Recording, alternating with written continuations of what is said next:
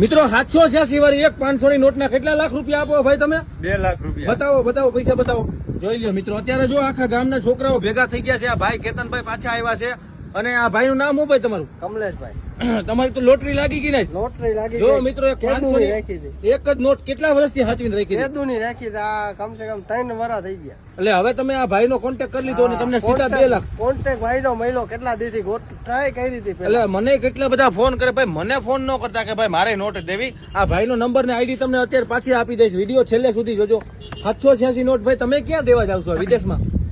હવે તો અમારે છે ને ડાયરેક્ટ આપણે દુબઈમાં છે ને હા, ત્યાં આપણે નોટ એક્સપોર્ટ થાય. બરાબર. તો આ એક જ નોટ ના ખાલી આમાં 786 નો આંકડો છે. એટલે તમે કેટલા રૂપિયા આપશો ને? 2 લાખ રૂપિયા 2 બંડલ આપી દેવા. બરાબર. થોડુંક વધારે આપો તો તમને વાંધો શું આવે? મારે આમાં કેવડો ખર્ચો લાગી જાય, મારે ટેક્સ પણ ભરવો પડે. બરાબર. કારણ કે એમને એમ ના હોય. તો આ ભાઈ કે છે મારી પાસે 2 રૂપિયાની નોટ છે. કેટલા? 2 વાળી છે? 786 વાળી? 786. તો એના કેટલા રૂપિયા આવશે ભાઈ બન? એના એ ભાઈને 3.5 લાખ રૂપિયા આવશે. ઈ કેમ 2 ના વધારે 500 ના ઓછા? કારણ કે ઈ નાની અને દેખાવ એનો અલગ હોય, કલર અલગ હોય, એમાં ડિઝાઇન અલગ હોય, એ છાપ જૂની અલગ નોટ હોય. છે. જૂની અને પાછી એના વર્ષો વધારે જૂના હોય. કારણ કે આ તો હમણાં લોન્ચ થઈ 500 વાળી. બરાબર. તો દોસ્તો આ ભાઈ લગ્ન થઈ ગયા, તમારે મેરેજ બાકી? બાકી તો તમારા લગ્ન સુધરી ગયા ને? તો અત્યારે નોટ છે કે ઘરે રાખેલી છે? ઘરે રાખેલી છે. બરાબર. તો આ ભાઈને તમે આપી દેવો એટલે તમને કેટલા ભાઈ આપશો એને? 3.5 લાખ.